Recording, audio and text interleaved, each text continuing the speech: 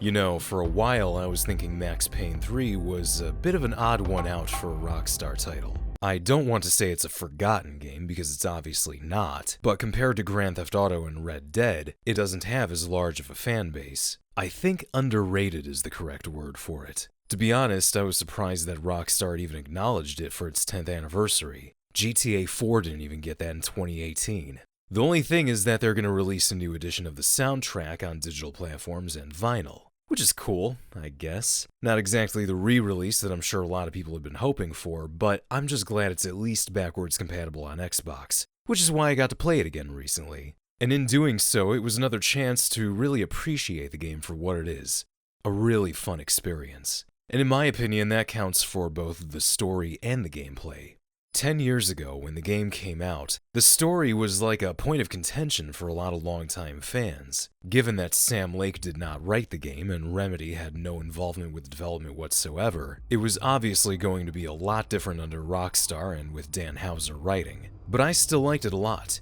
Sure, tonally it's a way different game from the first two, and in some ways the writing did feel more like what you would find in a modern VOD action movie, but I thought it was still really enjoyable. It's good enough to the point where you at least want to see what happens next. If it had a bad story, it would feel like a chore to get through, but it didn't feel that way for me at least.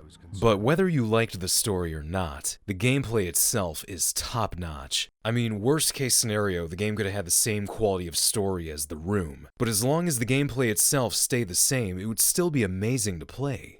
You know how a lot of people say that Rockstar games are really clunky and that the characters move really slow? Well, it is the total opposite in Max Payne 3. I love how smooth the controls feel. It's nothing at all like GTA 4 or 5 or Red Dead 2. You know how in those games you have to constantly tap A or X just to run fast? Max Payne 3 controls a little more traditionally. If you barely push the analog stick forward, Max will walk. And if you push it all the way forward, he'll start jogging. And if you press and hold A, he'll start sprinting. Just like the classic GTA titles. In fact, I wish GTA still had controls like this. I know Max Payne 3 is obviously going to be a very fast-paced game, but I think at least having the option of having controls like this in the next Grand Theft Auto would be nice. And naturally, you can't talk about gameplay in Max Payne without talking about shoot dodging and bullet time. And let me tell you, it is so good in this game as well that I wish other games had it like this too. I'm sure other people have described it much more eloquently than I have right now, but getting into a gun battle in this game really feels like an art form. And even if you're not using bullet time, it's still a lot of fun. I would say this game has some of the best shooting mechanics I've seen in probably any third-person shooter.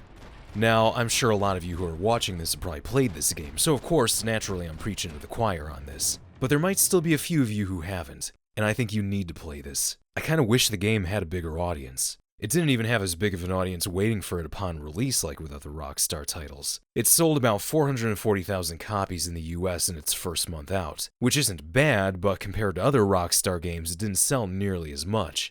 A year before, LA Noire sold almost 1 million copies in the US in the same time span, and apparently even that game underperformed. I think GTA 5 having already been announced by the time Max Payne 3 was released probably didn't help things much, since by then everybody would have been focused on GTA. I think Rockstar might have been hoping that they could try to market Max Payne 3 by using hype for GTA 5, promising things like bonuses in GTA for people who played Max Payne and stuff like that. But sadly, it did not sell 1 million copies in a major market right away. But hey, it's a good thing that this didn't mean the complete end of Max Payne as a franchise. I'm sure you already know by now that Rockstar are allowing Remedy to remake the first two on the Northlight engine. I have a feeling that in a few years' time, once those actually get close to coming out, Rockstar might just remaster Max Payne 3 and release it again. And I do not mean a definitive edition style remaster, just something that lets the game run at 60 FPS on consoles, and also something that lets people with a PS5 actually play the game. And since Remedy are going to be the ones behind the remakes, I think it's safe to say that they're not going to feel too similar to Max Payne 3. In which case, maybe Rockstar should do a spiritual successor to Max Payne. I think it would be cool if they did another linear action title that uses the same shooting mechanics. It would be a nice filler title to have while we wait another generation for the next Grand Theft Auto to come out.